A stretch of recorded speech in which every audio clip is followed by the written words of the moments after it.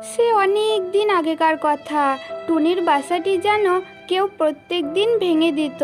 এ কারণে টুনি একটি ভালো ডাইনির কাছে আসে আর ডাইনিকে বলে, ডাইনি, আমার বাসাটা যেন কে এসে প্রত্যেক দিন ভেঙে দিয়ে যায়।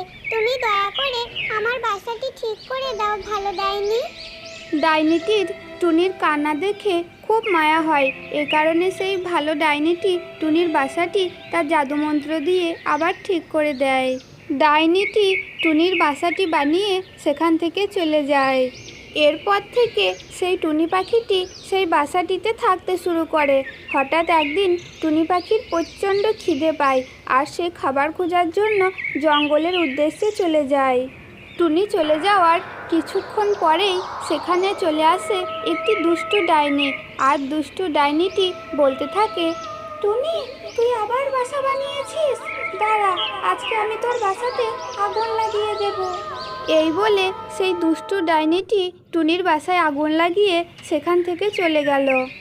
ঠিক তখনই টুনি তার নিজের বাসায় ফিরে আসে এবং সে দেখতে পায় যে তার বাসাতে কেউ যেন একটা আগুন লাগিয়ে দিয়েছে। আর টুনি তখন প্রচণ্ড কান্নাকাটি করতে থাকে। টুনির কান্নাকাটি দেখে সেখানে একটি পরী নেমে আসে আর পরী টুনিকে বলে, টুনি, আমি তোর বাসাটিকে আবার আগের মতো করে দিতে পারি যদি সবাই এই ভিডিওটিতে একটি লাইক এবং চ্যানেলটিকে সাবস্ক্রাইব করে দেয়। বন্ধুরা, প্লিজ এই চ্যানেলটিকে একটু সাবস্ক্রাইব করে দিও আর ভিডিওটিতে একটু লাইক করে দিও।